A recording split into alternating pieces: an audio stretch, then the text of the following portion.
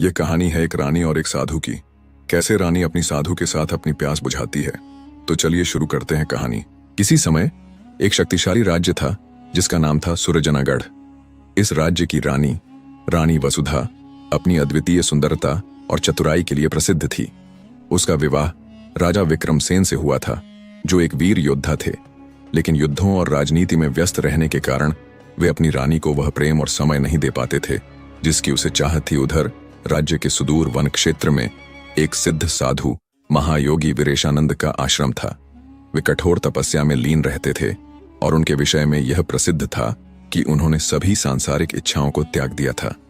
लेकिन नियति को कुछ और ही स्वीकार था। एक दिन राजमहल में एक भव्य आयोजन हुआ जिसमें दूर दूर के संतों और साधुओं को आमंत्रित किया गया। महायोगी वीरेशानंद भी इस आयोजन में पधारे।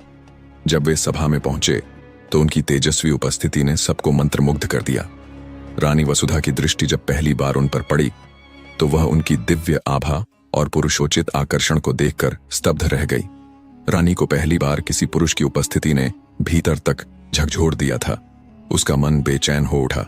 उसने अपने भीतर जन्मी इस अनजान भावना को समझने की बहुत कोशिश की, लेकिन मन की चंचलता पर उसका कोई वश न रहा।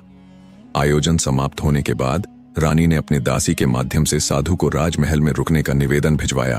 पहले तो महायोगी ने मना कर दिया, लेकिन जब स्वयं राजा ने भी आग्रह किया तो वे कुछ समय के लिए महल में ठहरने को सहमत हो गए। रानी का हृदय उथल पुथल से भर उठा। उसकी आंखों में एक अजीब सी ललक थी जिसे वह छिपाने का प्रयास कर रही थी।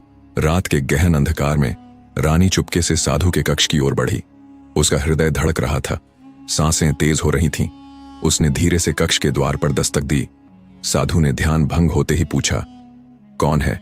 रानी ने कोमल स्वर में उत्तर दिया, मैं वसुधा हूं महाराज, आपसे कुछ महत्वपूर्ण वार्ता करनी है। महानी भीतर प्रविष्ट हुई। उनके बीच सन्नाटा छा गया। दीपक की मंद रोशनी में रानी की चंचल आंखें साधु को टटोलने लगीं। साधु ने गंभीर स्वर में कहा, रानी, इस समय यहां आना उचित नहीं। आपको कुछ आवश्यकता थी। रानी ने धीरे से कहा, महायोगी, मैं जीवन के एक ऐसे मोड़ पर खड़ी हूं जहां मन और तन दोनों अशांत हैं। मेरे जीवन में प्रेम की कमी है। मुझे आपकी निकटता में एक अनोखी शांति का अनुभव होता है। साधु ने अपनी दृष्टि झुका ली।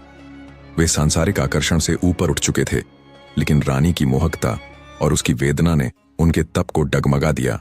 रानी ने धीरे से आगे बढ़ते हुए कहा, क्या त्याग का अर्थ यह होता है कि हम अपने हृदय की इच्छाओं को भी अनसुना कर दें?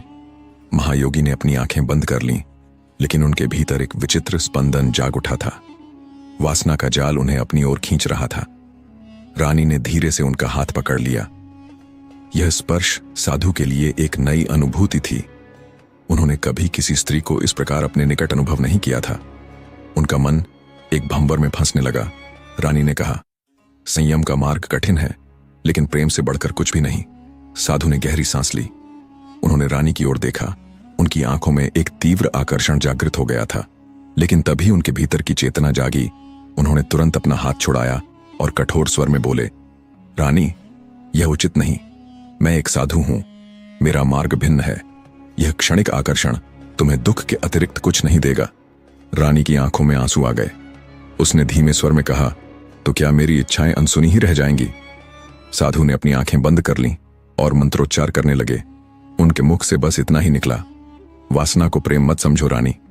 प्रेम त्याग में है, अधिकार में नहीं।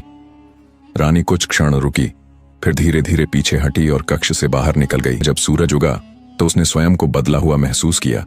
उसने समझ लिया था कि वासना क्षणिक है, लेकिन प्रेम त्याग और सम्मान से पूर्ण होता है। महायोगी ने अपने तप को और कठोर कर लिया और कुछ ही दिनों में महल छोड़कर पुनः जंगल की ओर चल दिए। रानी ने भी स्वयं को अपने राज्य और प्रजा की सेवा में समर्पित कर दिया। वासना की परीक्षा समाप्त हो चुकी थी और प्रेम ने संयम के रूप में विजय प्राप्त कर ली थी। यह कथा हमें यह सिखाती है कि वासना क्षणिक होती है, लेकिन त्याग और संयम से ही सच्चे प्रेम की अनुभूति होती है।